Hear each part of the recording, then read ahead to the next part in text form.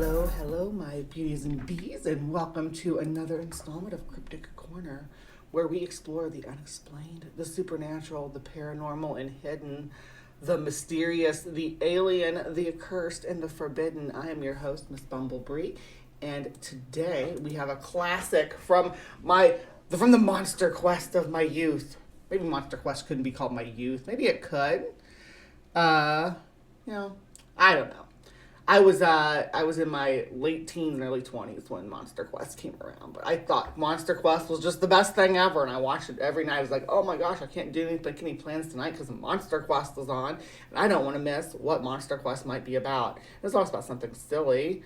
Oh, Robert Madewell, thank you so much for joining the Hive. Welcome. Yes, you little cryptic creeper. I love when my cryptic creepers come crawling in. Mwah.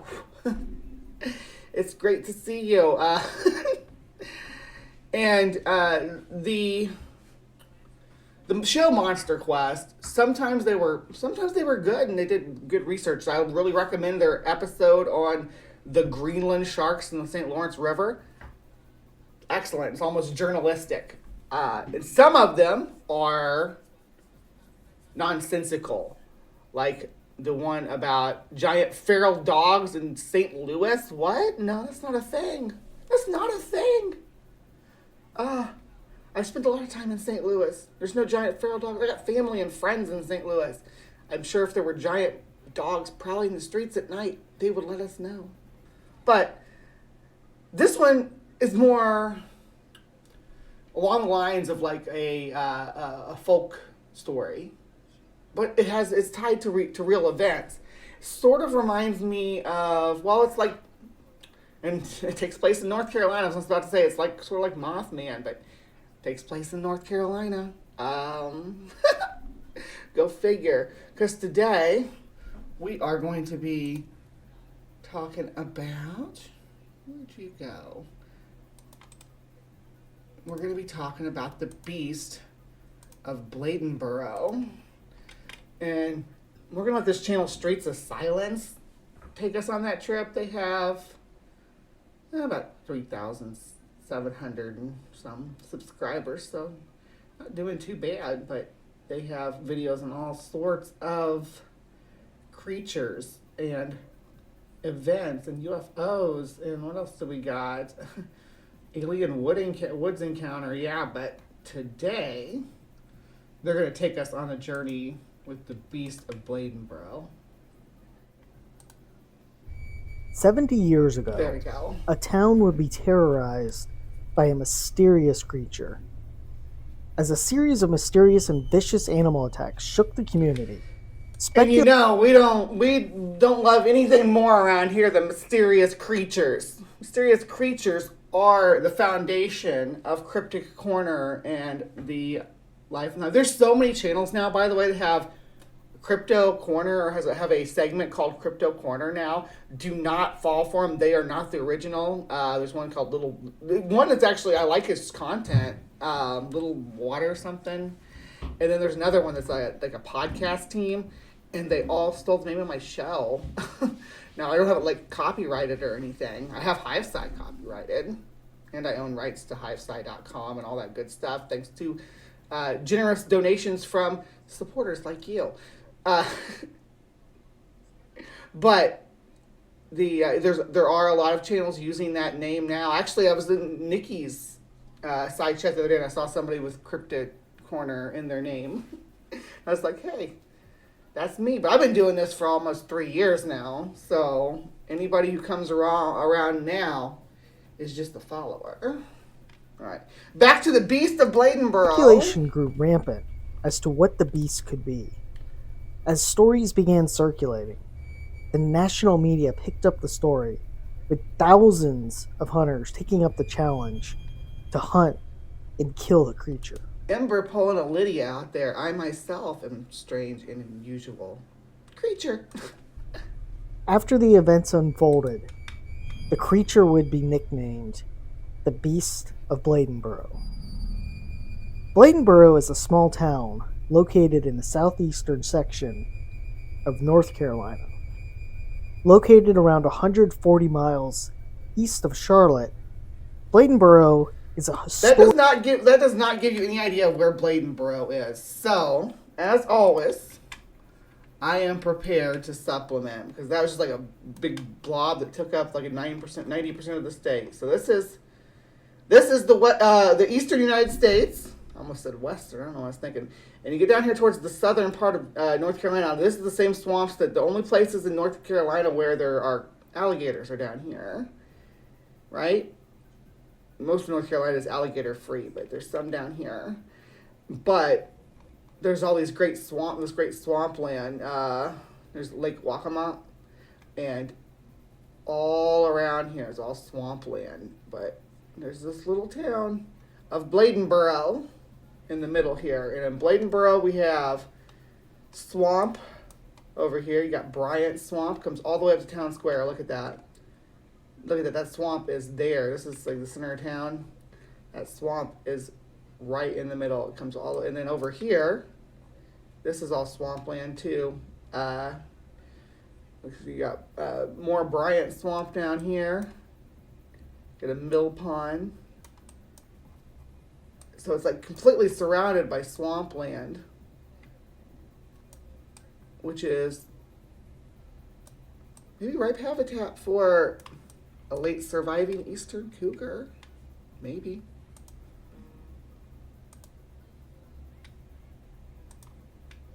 Let's see. Historic farming community, known for its earliest days for its turpentine and lumber. Located around 8 miles from Bladenboro, Clarkton, North Carolina residents would be the first to witness the mysterious being. There, in the winter of 1953, on December 29th, a dog would be aggressively attacked and killed. Scared and confused witnesses would report seeing a strange creature that was sleek, black, and about 5 feet long. Only 2 days later... That is one of the interesting things about the eastern cougar is that a lot of times actually almost half the time it seems like they were reported as being black, but yet we have no black pelts or anything, no examples, not even any bones of an alleged black panther. There's just... In North America, the only black panther would be a jaguar, and the only place where jaguars live is in the Southwest, which would be Arizona, New Mexico, maybe California, and a little bit of Texas. Hopefully not this part of Texas, though. I don't want to get mauled by a jaguar in the Franklin Mountains. But there's the only big cat, and the ones that live up here they've never been melanistic. The jaguars, all the melanistic jaguars in North America are in Mexico, like southern Mexico, because melanism doesn't do good in a montane desert habitat. It's just not a genetic characteristic that takes hold. The Republicans are the swamp, yeah. Somebody says swamp pragmatic crystal feels like I'm challenging her swamp supremacy. No one swamps like southern Louisiana, girl. You know that. You know that. All right. We have Ember. Are these the swamps that Nancy Mace came from? Yes. These are the swamps of Nancy Mace. Pretty sure I saw Nancy Mace's house right there, Ember. It says, look at the trees. I didn't know there were jaguars that far north. Yes, there's 8 resident jaguars that are monitored and tracked that live in Arizona. They're residents, and they do travel into other areas, into other states sometimes, mostly into California, but because it's in like sort of western Arizona. I think that they may have been sightings in southern Nevada, but I'm not sure, so I don't want to say that. But I know for sure Arizona has had sightings, that California definitely has had sightings, New Mexico has definitely had sightings, and historically in Texas they were here. They were part of the Texas fauna, but they've been wiped out since the 1830s here. I don't think there's been a properly recorded or accurately recorded jaguar sighting in Texas since like the 19th century. But sometimes they'll get jaguarundi, which looks sort of like a small black puma. Sometimes people report those as black panthers. New Year's Eve, Bladenboro Police Chief Roy received a call about strange activity on the farm of Woody Storm. Storm had 2 dogs, which were mutilated by something large and powerful. The dogs' bodies had been completely drained of blood. In the coming days, more stories around the beast started pouring in, with a variety of strange activity and unexplained sightings. All over the county, Chief Forrest... Now, what are we looking at here? To me, this looks like a leopard. Its rosettes are really faint, though. Yeah, I think that's a leopard. was overwhelmed with numerous reports of dogs being slaughtered.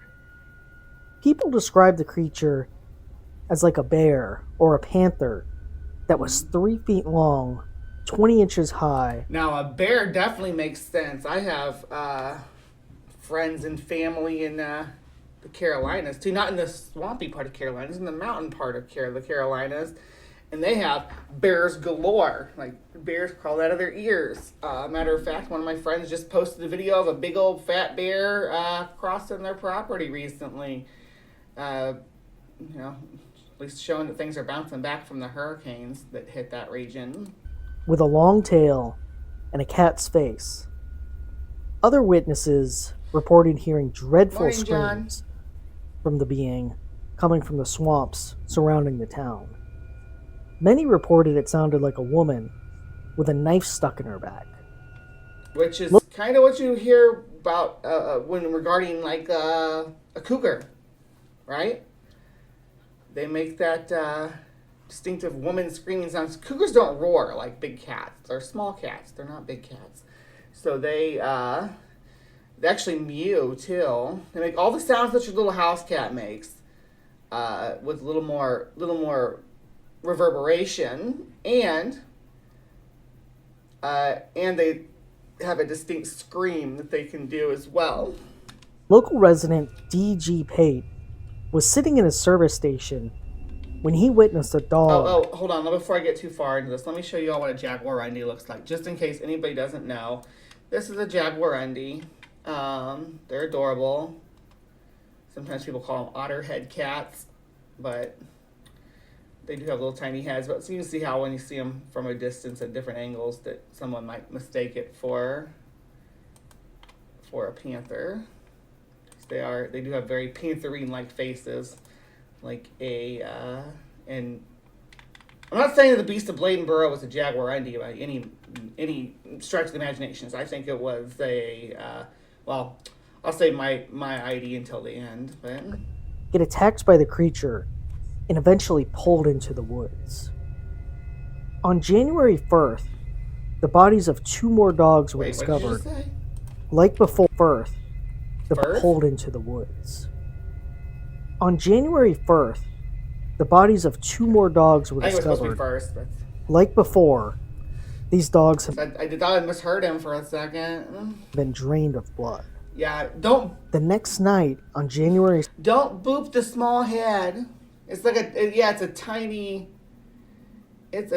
little cougar is what they're like, with a little head. Cougars kind of have small heads too compared to the big cats. Like a cougar's skull compared to a leopard's skull, it's a lot shorter. 2nd, 1954, a farmer called to say that his dog had been savagely mutilated. I had jaguarundis, but I always mistakenly called them leopard print. For shame.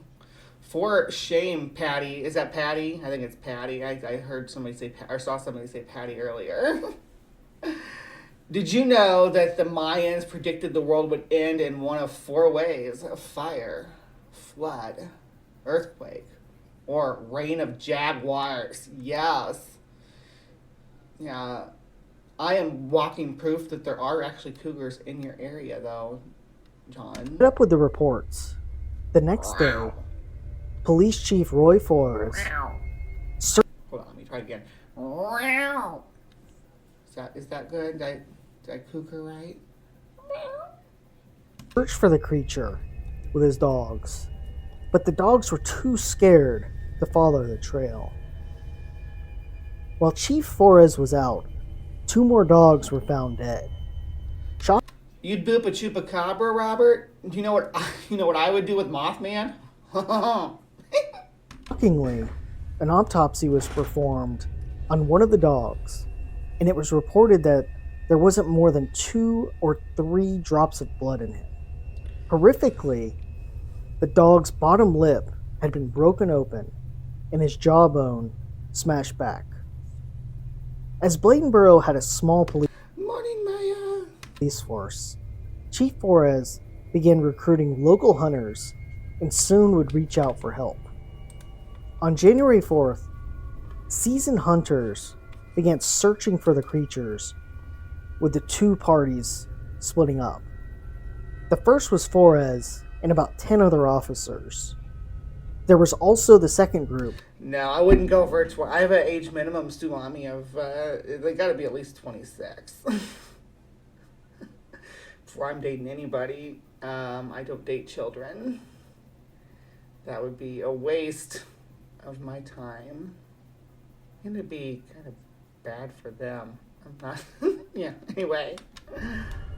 This group was from Wilmington, North Carolina, and had traveled to Bladenboro at the request of Chief Flores.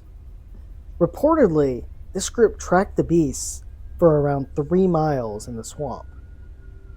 During this time, the press got wind of the story, and it went from a small and regional news to national news. Bladenboro was overwhelmed with hunters coming in, eager to kill the beast. Over 800 men descended on the town. I think you all do have monkeys down there, Sumami. You're the wild monkey man. Are you the one that they're like, there's monkeys in Florida, and it's just Sumami walking to the gas station to get cigarettes? Is that what's going on? I'm trying to be the wild monkey man in my region, says, look at the trees. Yes. We got all kinds of wild monkey men. And then Captive Desk always is the grass man. The Grass Man Chronicles, if you're interested. And then we have, when Nikki's here, Nikki's the Sasquatchologist of El Paso, of West Texas. Town from all over the country. Throwing A fully armed coconuts. pack of fraternity brothers from UNC Chapel Hill came with the goal of putting the beast's head on their wall.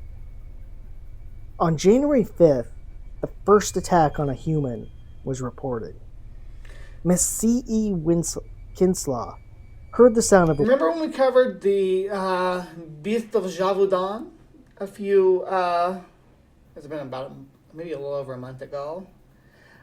This reminds me like a modern version of that. Like everything, all the little details of the story and the hunt and everything. Yeah, but it'll tick over, Dave. Give it time. I probably the something of Arkansas, but I don't know what that'd be. whimpering dogs. Arkansas has the folk monster, the Legend of Boggy Creek. Remember that? It's funny that movie is played out like a documentary, but the music, like the folk music, which is like old like backwoods music, freaking slaps hard as hell. The soundtrack to that movie, Legend of Boggy Creek, is just fantabulous. My favorite song on there is what's Albert Crabtree. Yeah. Outside of her house.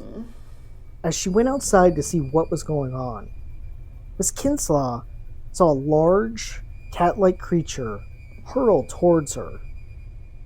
Terrified, Miss Kinslaw screamed, and her husband ran outside to defend her.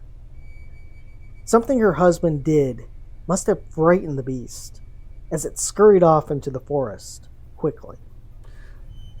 Look at PC out there with freaking dropping links to everything I'm talking about. Girl, you are on top of your game. PC has Swamp Witch powers, though. That day, Forrest and other hunters were hunting through the swamps, but were unable to find the creature. The next day, Forrest and the hunters devised a plan to trick the beast. They planned to tie up some dogs and lure the beast in. However, the plan was never implemented.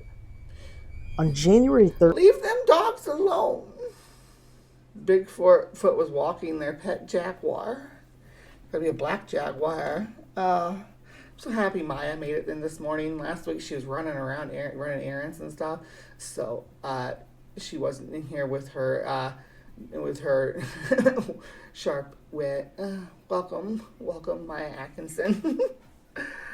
And yeah, I know doggos is bait. I can't even. My heart aches. Leave them puppers alone. They don't deserve that. 13th, Luther Davis, a local farmer. That's as much information as it is a warning from Maya to all the trolls out there. So, just to let you know. Trapped a bobcat 4 miles from the city and shot it in the head. Woodrow Fussell, the mayor of Bladenboro, told newspapers at the time that the beast of Bladenboro had been found and killed. However, immediately questions began as to how such a small cat could have mutilated and killed the dogs. That same day, Barry Lewis, a professional hunter, killed a bobcat inside the county. Some newspapers reported Lewis had killed the creature responsible for the mutilations. Well, okay. So a bobcat can kill a dog. I mean, it's not out of the question. If they can get their bobcat jaws around that dog's throat, they're gonna end it. And they're gonna try to end it quick. A bobcat that maybe got good at preying on dogs could maybe, but again, I'm not a big fan of the bobcat theory. I think that the sightings, especially the fact that most of the sightings say it was black, kind of discounts a bobcat almost completely. After these two killings, both the mayor and chief called an end to the hunt. There were concerns over safety, and the town wasn't equipped to handle all the visitors. After a week or so, life returned to normal. The hunters left town, and the reports of the killings abruptly stopped. Over the years, there has been much speculation as far as what the beast of Bladenboro was. Some believed it was a Carolina panther, a species of large cat that had lived in the area until the early 20th century, but was now thought to be extinct. In the 1950s, this would have only been 20 to 30 years. Carolina panther is not like its own subspecies, or it was more of a race. Like, it was what they call it with animals is a land race. And they are the ones that allegedly have had a lot of this black phenotype that just genetically is supposed to be impossible to exist, which I love. The eastern cougar, Appalachian black panther, Ozark howler, all these big black cats in North America just freaking fascinate me. Because we shoot lots of pumas, and lots of pumas end up on the side of the road, but none of them are ever black. Now, at night, with their camouflage, with their dark grays and tawnies that cougars have, right? In the dark, they can look black. So maybe that's the situation that we're seeing, when people see a regular cougar at night. But I have people that I love and trust tell me that they've seen black cougars. And it's hard to say that they're all.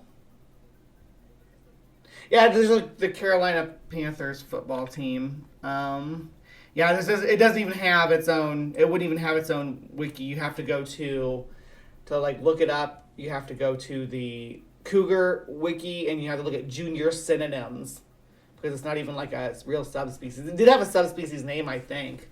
Let me see, and that's Puma concolor is the scientific name for cougars, and that's all cougars across North America. There's no second species of cougar. But what was the eastern cougar's extinct. I guess I could bring this over here and show you guys. Hold on. Let's see here. So the yellow area is where we're extinct at, right?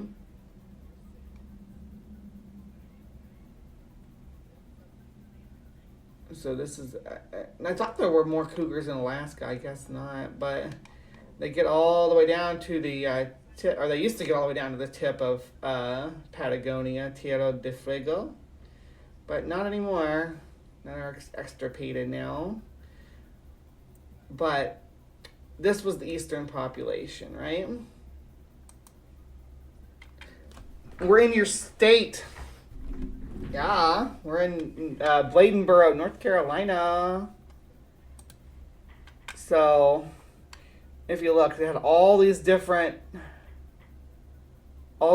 sub-classifications, but none of them actually stick around. You know, there all of these subspecies. The only true subspecies now is recognized as the Florida panther, which on that map we were looking at is this little red area right here, and that's a unique, distinct population. They're like half the size of any other cougar population. They are dwarves. Dwarves among pumas. The only ones that are even close to that small are the Amazon basin puma. We is the Hive. We is always the Hive when I'm talking about we collectively, because we do this show together as a family. I don't just do it by myself. You guys are here along for the ride. I'm just the pilot that drives us through panther After country. the thought extinct date, perhaps a group of panthers survived, lived deep in the swamp, and were reclusive. In this narrator's opinion, this seems like the most likely outcome. Others believed it may have been a coyote. Still, others point out the vicious way the animals were attacked. Now, this is also reminiscent of Weakfoot from the Beast of, it's the Ghost of Kramer Island, but what was the original name of it?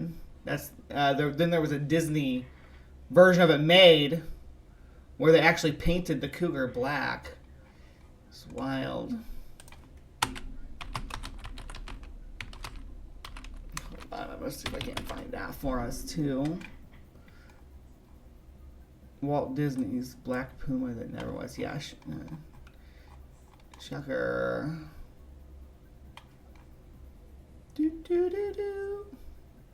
Alright, I visit Shucker's blog from time to time because he covered this. I actually sent him a thing about this years ago, the Walt Disney and the Black Puma that never was. I think we've watched this here before, maybe. But let's see. Hey! I'm gonna mute it just to try to avoid getting any kind of copyright thing, because Disney. Weakfoot. Yeah. There we go. Now, if you look, this kitty has been painted black because they can't find them. Yeah, we are way off in the swamps here. Yes. They can't find one naturally, so they had to paint this one. Now there's certain scenes where you can see where the collar was on it. There, yeah, you can see right across the throat there. You can see where the collar was on it. And generally people report sightings of black eastern cougars that have a cream-colored underside still, just like a regular. You know, like a regular puma has a lighter underside. It's what do they call that? That'll come to me. Usually I think about it with like sharks and dolphins and stuff, that they have the white bellies and then the gray tops. God damn it! There's an ecological term for it that's escaping me. Homeboy trips and falls and throws his gun. I wonder if there's like glass between them there. But then the doggy appears and plays with the cougar. The painted cougar. It's black, painted black.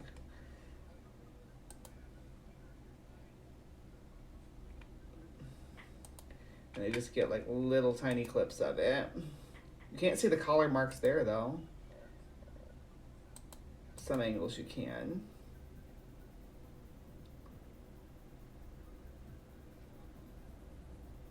Oh.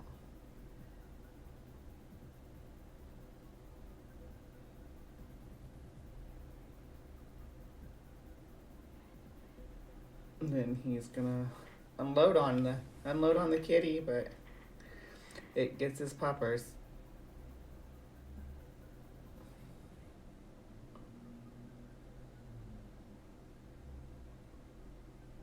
And the kitty runs off.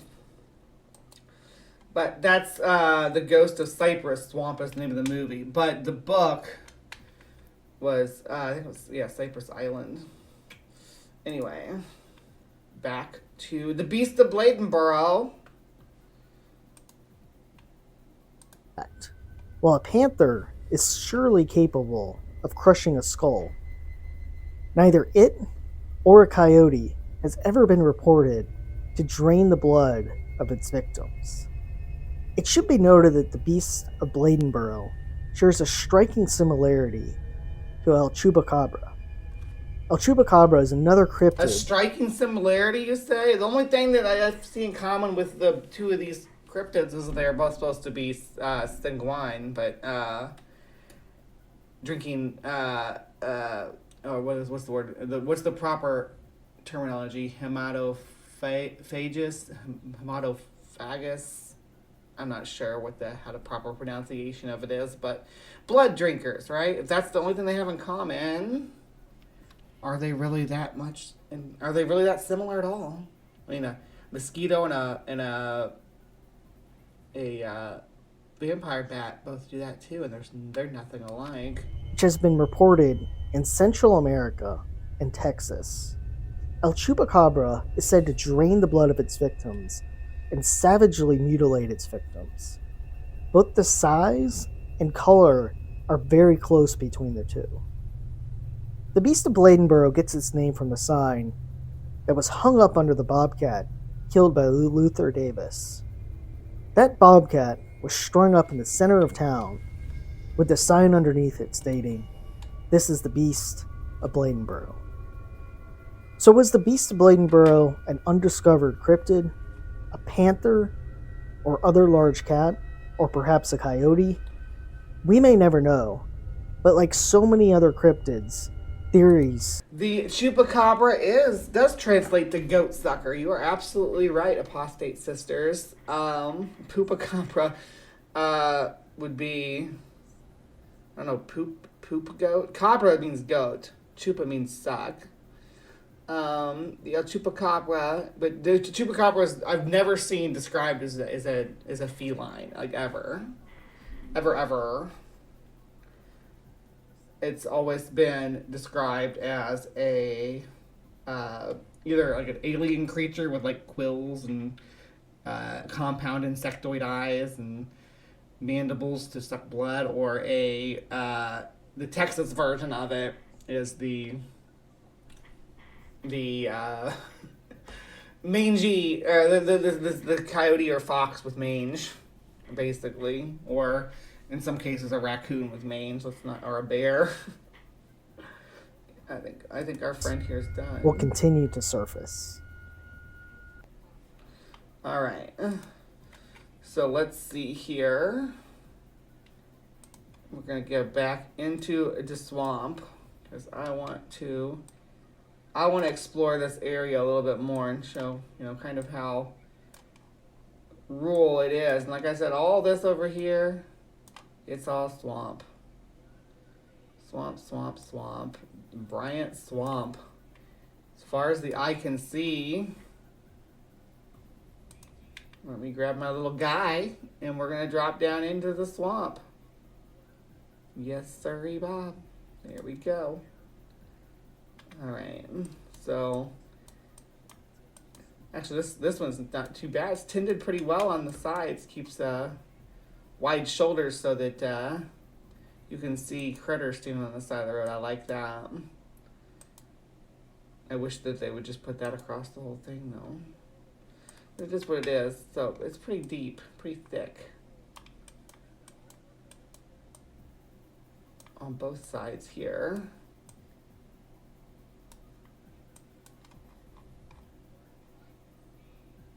And you see it runs all the way back. Look at that.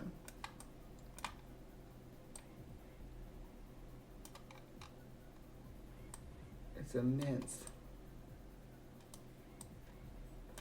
And even between even in that's what it is kind of a green city though, like even towards the middle of town. Well, let's see, where's the middle of town? This would be up over here. But look at that, there's just swamp everywhere. It's like, I'd say a little town built on islands among the swampland.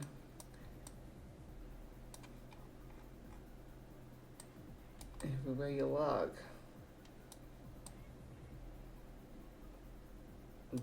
Well, everywhere you look, there's a church too, but go figure, right? Oh, and Nancy's here too. So we have another apostate sister. Good morning. All right, John, you take care. Yeah, so that's the Beast of Bladenboro. All right, let's go back to Shucker's blog here and just go through this real quick. Because a lot of people still come to me and say, no, black cougars are just a thing, right? They're really not. It's not, at least not a known thing. Time to debunk another crypto controversy, though in this case, it's not a deliberate hoax, merely a mixture of confusion and absence of the required facts. As I've documented elsewhere on Shucker Nature, physical evidence for the reality of melanistic, all-black pumas, puma con color, aka cougars, mountain lions, painters, you could go on, catamounts, Florida panthers, lots of different names for them. In North America is conspicuous only by its absence.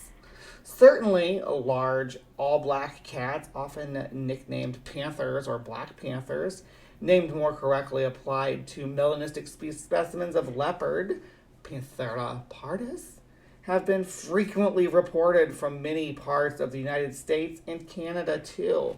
But none has ever been made available for scientific examination, resulting in a confirmed identification, even outside of North America. I only know of 2 verified dorsally black, ventrally paler pumas. They had a black area down their back, which may have been a neonatic condition, because if you look at a baby puma and how they're colored. Anyway, where was I? Okay. One shot in Costa Rica, the other Brazil. I know of no verified all black puma from anywhere. So what do we have in the following video clip, the one we just watched, which was the Ghost of Cypress Swamp? Several times lately, correspondents have drawn my attention to a certain brief clip of film which keeps appearing, disappearing, and reappearing on YouTube. It's back again at present, so view it while you can here. Judging from the comments present beneath it on YouTube, viewers seem to think it shows a genuine film of a genuine all-black melanistic puma attacking and killing a dog. The reality is very different. For reasons that I shall give below, this is clearly not a genuine all-black puma. It is simply a normal one that has been dyed black all over in order to resemble North America's elusive mystery Black Panther of cryptozoological acclaim.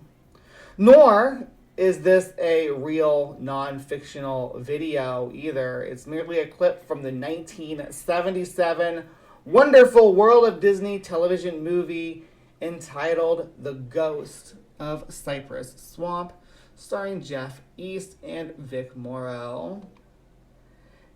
A massive lifelong Disney fan, I used to watch this series avidly as a youngster, as well as equally excellent predecessor, Walt Disney's Wonderful World of Color. And as you'd expect, I can still remember seeing the Black Puma clip from this particular movie, though I have to confess that prior to rewatching it on YouTube in relation to the Black Puma segment, the rest of it was somewhat of a haze now, almost 40 years later. Curiously, although shown in England, it has apparently never been released in the USA. Its unfamiliarity, therefore, possibly helping to explain why clips from it featuring the cosmetically created Black Puma have been mistakenly assumed by some online viewers to depict a real scene featuring a real Black Puma. The whole movie can be viewed on YouTube here, which is a link. Yeah, I'm not gonna drop that, but yeah, if you want, you can look it up if you want to find it. It actually contains two such clips. In the first clip, the one that attracted the online comments by viewers assuming it was a genuine film, beginning at 2.47 minutes into the film, the cat kills a youth's dog, the youth played by Jeff East. Then the second clip at 1 hour, 24 minutes, and 55 seconds, it attacks the youth's new dog. This clip continuing with a brief break during which the youth runs home for his gun. For the next couple of minutes, before the dog is rescued alive and well by the youth, who then shoots the cat dead after it attacked his father. There are also several briefer clips of the cat stalking a deer, prowling through the swamp, etc. For the movie's general storyline, here's the plot synopsis accompanying its YouTube video. Set in the swamplands of Georgia, his dog is attacked by a panther called Weakfoot. Later, he is captured by a wild man living in the swamp and believed to be dead. So why do I not think this all-black puma is genuine? In a few clips in the film, the black dye has seemingly rubbed off or has been licked off of the puma from parts of its face, or had not been fully stained to begin with, especially around the eyes and on the mouth and nose, revealing its normal paler fur. As already noted above, the only confirmed pumas were dark dorsally but paler ventrally, not uniformly black. They were not melanistic pumas. And if the cat had truly been a black puma, it would have been so valuable and rare that it would have been one of the biggest and most famous stars in Hollywood in its own right, as famous as Lassie or Rin Tin Tin. So, as a film cop always says at the denouement of a crime case, move on, people, nothing to see here. Yeah, and Shucker is pretty good at being thorough on these cat mysteries, right? Shucker's kind of the cat guy. That's his cryptozoological specialty is to he does like all cryptids, but big cats and mystery cats are kind of his thing. He's the one who brought like the Kellis cat to the forefront. He's the one that did all the research on that, the rabbit head cats, these strange Scottish Highland hybrids. I guess is the best description for them, which are you go back to the cat She, which was the fairy cat of Scotland, and then obviously we get into the teak harem, and there's some coverage of that from not this last October, but the October before. I had a whole segment about that, and I actually tried to get Carl Shucker to come on for our 90 years of Nessie with Dawn and Thomas from Wild World and Nikki and Dave, but he was apparently he's not doing his health wasn't doing too well. But let me catch up on the cryptic cat conversation going on in the side chat. Let's see here. I have a big cat story from when I lived in Missouri. It's not that interesting. I lived in Missouri too for most of my life. Melanism is very common in smaller cat species like house cats. Yeah, a bobcat, house cat hybrid can be melanistic. It looks like a black bobcat. Actually, let me see if I can find a picture of a black bobcat for us. They live in Florida too. Melanistic bobcats.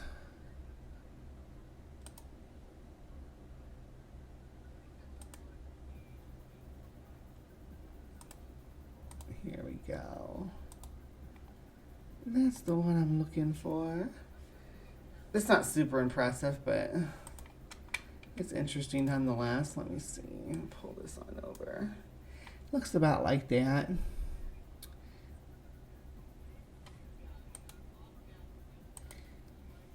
Anyway, but melanistic bobcats are a thing. They're pretty rare, honestly. Obviously not as rare as a melanistic puma by any stretch of the imagination, but we work with what we got. All right. So what do you guys think about the Beast of Bladenboro? Because my opinion is that maybe it was a late surviving eastern cougar. I don't think it was black if it was. Or it could have been, it could have been a melanistic bobcat. But what are the odds of a melanistic? Because a melanistic bobcat would have to have domestic cat. Generally, what they think, anyway, genetically speaking, is that they would have to have some sort of domestic cat ancestry to have that specific genetic trait, which would also make them smaller because domestic cat phenotypes, right? Smaller body size. Which would make it more difficult for them to kill people's dogs, because you don't hear too much about cats killing dogs, house cats killing dogs. So, I don't know. Mass hysteria, you think? That's what a lot of people say about it. Yeah. Let's see. Wondering if I can say my orange cat is amelanistic. Amelanistic? Interesting. It lacks melanism. Does it have pink eyes?